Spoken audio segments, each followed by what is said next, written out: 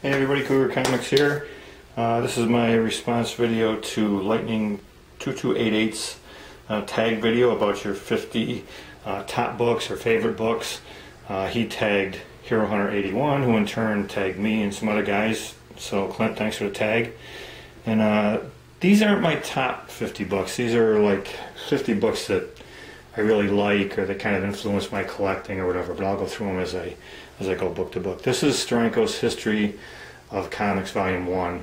If anybody's interested in the Golden Age and hearing some history of stuff and seeing some great pictures in there and hearing the backstory on all the DC and timely stuff, and then pick this up because it's fantastic. I've read the thing like 50 times. I love it. This book I picked up at a antique store probably about 4 or 5 years ago. I just had to throw that in there because I was just a great find. I paid like 40 bucks for it. It's probably a VG, maybe a VG minus. That you've probably seen my video on. It's a Green River book. If you haven't, or you're not familiar with that, go ahead and just search back through my videos and you can see the whole story on that one. But it was a really good find. It was a cool story. It's something that was kind of neat. I really like doing it, and when I look at that book I just think, hey, that was really freaking cool. A couple books that got me back into collecting in the early 2000s. Definitely Ultimate Spider-Man was the #1 series that did it for me. Not crazy about that style of art. Almost a little bit cartoony for me, but it just worked. The stories were fantastic, and it caught my attention, and I couldn't wait for the next issue to come out. And along with that, a little later on came Ultimate Fantastic Four, and I really liked that series. I thought that was excellent. Got me back into it, and it kept me going. And a series I really loved was when they brought Thor back, Straczynski story and different artists doing it, but couldn't wait for the next issue to come out. And that's when I know I'm collecting the right stuff. When I go to the store and I'm thinking, okay, I hope this week the Thor comes out. You know, it doesn't. Shoot, I gotta wait till next week. So those are 3 books, along with many others, that really got me back into collecting in the early 2000s. Now, just a bunch of different books. Love the storyline between the Avengers and Defenders. One of the first big crossovers. It started, I think, actually in Submariner, and then it went to the Defenders and the Avengers back and forth, and that was really cool. I really liked it. Had a lot going on in it. Jumped back from month to month. Every 2 weeks, I think, or so, a book would come out, and it was great. Now, this cover, I got a question for anybody who knows. I've looked at CGC copies of this, and they say that is a Rich Buckler cover. Man, that looks like Romita to me. I don't really see Rich Buckler there at all. So does anybody know? Because I've seen a couple CGC copies, and they say that's Buckler, but you got me on that one. It's a book I thought I'd never get. I had it coverless. There used to be a place near my house that sold coverless comic books that were like a month or 2 old. They used to either rip the cover off or they'd rip it like right here. I got a bunch of those copies, but I bought this one a few years ago, and I was excited to get it because I knew it was kind of a key issue, even though it isn't what it is right now because of the movies and stuff. But it's one of those ones I thought, I'm never going to spend that much money on it, and saw it at a show, and it was a good price and really nice condition. It's probably like an 8.5, maybe a little bit better. And I'm really happy to pick that one up. This one I got a long time ago when I was collecting in the 70s.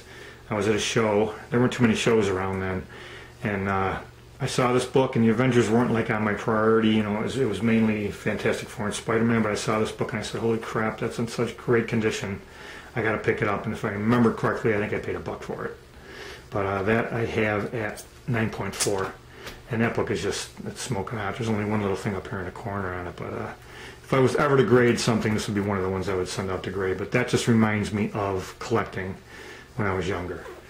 And this book I got in the mid-2000s or so. I always wanted to get Avengers 2 and 3, obviously #1, but I don't think I'm ever going to get that one. But I got this. It was raw, bought it online, and I think I paid like 200 bucks for it. But I was really happy to get that one. I'm still searching for #3.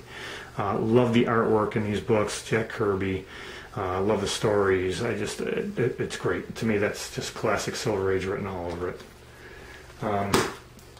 Conan the Barbarian changed the way I kind of looked at comic books because it was all superhero stuff for me then. And when this came out, you know, you see that cover and you just go, wow, what the heck is this, you know? They publicized it pretty good, you know, to Get you wondering what it was about, because at that time I didn't know anything about the backstories to it and anything. It had been written a long time ago and all that. But anyway, that came out and that was just fantastic. And Barry Smith's art was just blew me away. Every issue you could see it get better issue by issue. So if I could, I would show every Conan issue, but I'll just pick out a couple.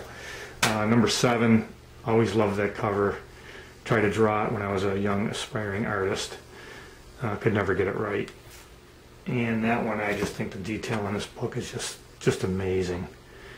You know, you don't need word balloons, you don't need a bunch of crap on a cover. I mean, you see that cover and you go, wow, it's just beautiful. You know, just beautiful. I love that series.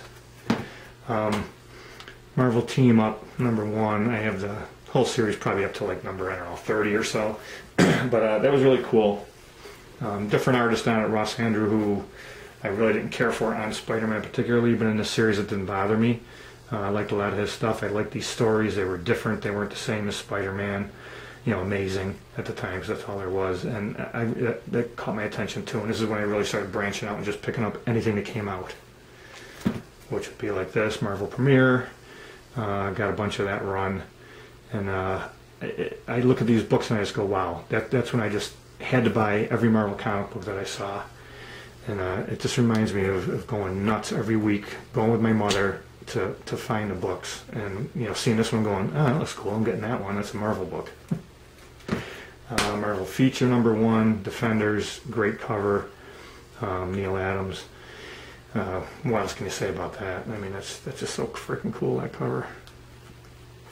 Really liked the Ant-Man feature. Ran for like maybe, I don't know, about 7 or 8 issues maybe at the most. But I really liked it. I was bummed when they quit doing. I think Herb Trimpe drew a lot of these, but I really liked that story. That was a good storyline. Of course, Luke Cage, Hero for Hire. You know, that came out and you see the cover and you go, I'm buying it. Great series, liked it a lot. Again, my collecting heyday right there in the 70s. And this was one of the other artists that kind of turned my head away, not away from, but made me realize that Romita and Kirby and Buscema weren't the only guys that could draw. You know, Frank Brunner, awesome. Oh, these covers are just beautiful. I love that. I've shown this one before. Doc Savage, really like this title. It only ran like 8 issues, I believe. Like the artwork in it. Most of it was Ross Andrew. It was cool. It was something different. You know, I went back to the pulps and redid their stories and stuff. And short-lived, didn't sell, I guess, and they bagged it. But I really liked that. Giant Size X-Men. This was the last book I bought in my first collecting stint, I guess you could say. Saw the cover, saw, wow, that's pretty cool. You know, right away I go, okay, that's Gil Kane. Was just starting to get into the X-Men when they started to do reprints. You know, and then this one came out and I thought, oh, okay, that's all new stuff. That's pretty cool. And I picked that up, and I do believe, if memory serves me correct, this is the last comic book I bought in the 70s, because I was like 17 years old or so, and I was finding other things to do. And when I look at this book, that to me is ending my collecting. Never gave up caring about books, but that stopped my collecting right there. That was the last one I got. And every once in a while I'd pick up a book in the 80s, I picked a few up and all that, but to me it was all just kind of rehashed stuff and really wasn't into it that much. And then finally in the 2000s, those other books I showed before kind of spiked my interest. But that's a beautiful copy. A few years ago when I was going through and trying to complete my X-Men run, I picked this book up raw, and that is one of my best eBay buys ever. I think I paid like $150 for it, $100 and a quarter, which isn't, you know, I didn't get a great steal on it. It's not like I paid $20 for it, but it was from somebody who didn't really know anything about comic books, and they posted pretty good pictures. This is a while ago. This is probably about 10 years ago now, and I took a chance on it and I got it. And as soon as I opened it up, I go, wow, that is just a smoking book. I mean, there's nothing wrong with it. It's got to at least be a 9.6, at least. Another artist that changed the way I looked at things, Stranko, this little run that he had on Captain America. I wasn't familiar with his Nick Fury work or anything else that he had done. I collected Captain America, so I picked these books up, and you go from Kirby to this, and it's like, oh man, it's not Kirby, but holy crap, look at that. I mean, that's just, what a great cover. What a great cover that is. So there's a 3-part series. That, of course, is the next one. Another great cover. The insides are great. The story was good. That one they wedged in between. I really don't know why. They must have had time issues or something. They couldn't get the third issue out, but there's the last one. And boy, just beautiful artwork. Absolutely beautiful. Stranko. Of course, I got to throw some Fantastic Four in there. Love this series. It was, I don't know, I think from 13 to 17 or something, 113 to 117. John Buscema art. Loved his artwork. Picked up right where Kirby left off. Very cool. I couldn't wait for these issues to come out. And if anybody hasn't read those, they're really cool. This I consider an iconic cover. Who doesn't? I'm wondering if this is the first cover like that with a bunch of heroes on the side, neither heroes or villains on that side. And, you know, this has been copied in how many times, you know, in all different books. X-Men 100, you know, you guys can probably rattle off 15 or 20 of them. I think this might have been the first one where they had somebody squaring off like that. And look at that. It's just, it's simple. There's no background. That's how good Kirby was. He could just draw 6 figures on there and you just go, wow, you know, look what's going on. You can just tell everything. That's fantastic. No pun intended. Fantastic Four 68, when I first started collecting, my first issue was 66, and 66 through 71, so, yeah, 71 had pretty much a storyline. 66 and 67 obviously were him, and then it went into this one, and it was kind of a rehash, you could say, I guess, from the 40s, from 41 to 43, but it was really cool. I love the artwork. Love the stories. They kept you going. They gave you little teasers for what was coming up. And to me, when I look at this book, I just think, oh, that's one, again, where I couldn't wait for the next issue to come out.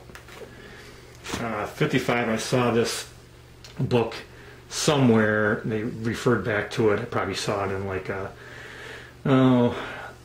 booklet that came out about past issues and stuff. And I just go, wow, I got to have that issue. I got to get that. And I did have a poorer copy. I bought this one probably about 8 years ago or so. This is really nice. Supposedly it was PGX and the guy cracked it out, but he didn't have the label for it or anything, so I'm kind of, I don't know what's really going on with it, but it's a beautiful issue, sharp corners and everything, and one of my favorite covers, and a beautiful copy.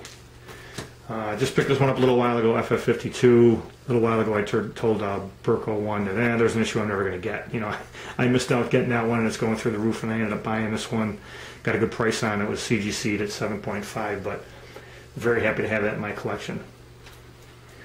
This book I picked up when I was getting my hair cut.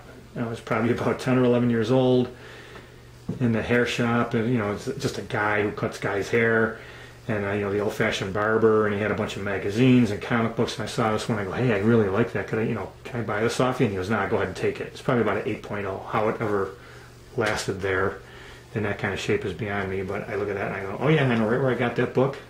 My mom was with me and we were getting my hair cut, and boom, out of the sky falls this number 38, to me, which was ancient at the time. So very cool. And this one I picked up probably about 4 or 5 years ago to show another book. I figured, I missed my time on that one. It's too expensive. It's a great copy. It's got one little line right there. It's really not a crease. I don't know if it's a scratch or what it is. It's not very prevalent. But the rest of the book is great. And the guy said, I think it's about a 7.0. And I'm like, I don't think so. I think it's way better than that. So I got it for like a 7.0 price, and I'm very happy with that one. One of my favorite runs, probably if I had to go on a desert island with a couple of books, it would be this little series right here, Captain America and the Falcon, drawn by Sal Buscema. I think it was issues 54 to 57 maybe. Backstory about 2 actual Captain Americas, and it goes back to the 50s. Very imaginative story. I could read this thing over and over and over. Love the artwork.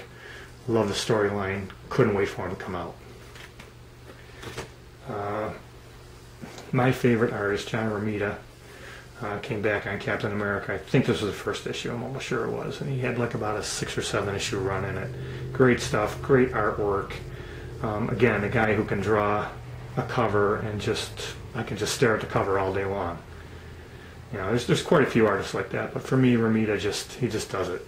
That's why I'm thinking that other one was a Romita, because it looks like his artwork to me. Got him a little bit out of order there. But anyway, love this cover. Who doesn't? Classic Kirby retells the story of Captain America. Great issue. again, when I first started collecting, and you go to the store and you see that sitting on the shelf or on the rack, and it's like, wow, you know, look at this thing. It's just awesome. When I got back into collecting in the early 2000s, I was buying some new things and stuff from the 60s and 70s, early 70s. Didn't bother with bronze or modern. Didn't really care about them. And at my local comic store, every once in a while, the owner would go home and he'd pull out a bunch of comic books and he'd bring them in. He really isn't a back issue store, but he pulled this out of his collection because he had a bunch of copies. And I picked this one up, and that got me onto McFarlane.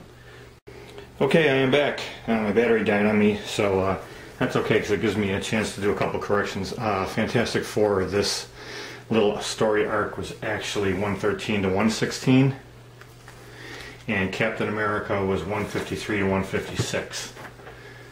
And before I forget, you know, as a tag video, I would like to tag the one and only KLAUS SCHNELL, my buddy BURCO 1, DoctorOttoOctavius, and Tech 31 Kid. And away we go. So as I was saying, copper books, I really wasn't into them until I picked this up at my local store and really liked the artwork. Wasn't crazy about how he draws Peter Parker and Mary Jane, but I loved his Spider-Man. So I picked up this issue, number 299 and 298. I paid, I think it was 15 or 17 bucks a piece for these two. And this one, I think he hit me up for like 70 bucks maybe, which was a steal because they're all 9.6s at least. One of my favorite John Romita covers, Amazing Spider-Man 63. Just love it. Searched around a long time for it. My original copy had a staple pop. My original probably would have been in about 7.0 to 8.0 condition. I hunted this one down. Actually, I bought a couple raw ones till I found the one that I really liked on eBay. This is about an 8.5. Just love that cover. Of course, it's black, hard to find. One of the first issues of Spider-Man that I ever bought. Of course, again, a great cover. I mean, how many Romita covers have there been with Spider-Man and Doc Ock, and they're all great. Got this one at a 9.0 CGC. And I was really happy with the book. Love it. It's going back and getting one of my original books in great condition. This one I purchased on eBay. At the time, was the most I ever spent for a book. This thing is so nice that I kind of wonder if there's any restoration done to it. I can't see any. I don't really know if there was or not, but this is a smoking hot issue. I mean, it's just, you know, it's fantastic. There's hardly any wear on it. Teensy bit up in the corner here. A few little dots here and there, but there's no creases, no bends, no folds, no spine ticks or bends, nothing. I've got this one at near minus. 18, one of the few books I did buy when I wasn't collecting, probably in the mid to late 80s. I was in Albany, New York, where my wife is from, and I had a Christmas present, which was some money, and I went to a comic book store there, and a guy had just came in and sold his Spider-Man 2 through like 100. So I went down into the earlier ones, and one that fit my price range and was one of the best issues that they had condition-wise. Number 18 has a small little crease down here. Tiny little dot in his eye. I don't know what the heck that is, but other than that, it's beautiful. If it wasn't for those two things, I'd call this a 9.4 easy. Great issue, and one that kind of, you know, kept me thinking, yeah, I really do like to collect comic books. I just can't afford it because I got like 3 kids. 16, I bought this at a show in like 1971 or 72.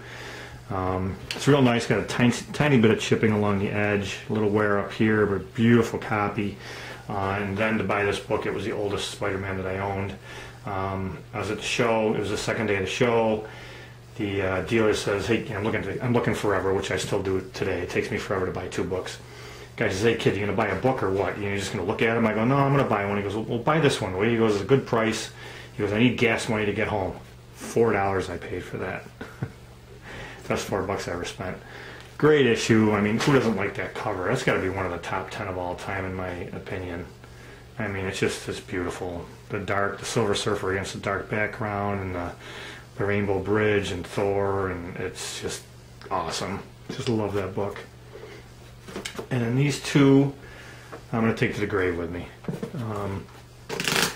Fantastic Four 84 and Spider-Man 70. They both came out in December of 68, I believe. When my mom used to go with me to buy books, or I went with her, I should say, around Christmas time, she wouldn't let me read the books. I had to wait till Christmas for them. And these two books just stick out in my mind of Christmas morning when I was a kid, when I didn't care what else I was getting. It was comic books, comic books, comic books. And these two issues, I couldn't wait to get them open. I loved that cover. And, you know, Dr. Doom's back. How can you not, you know, be looking forward to that? So those two books I don't think I'll ever sell.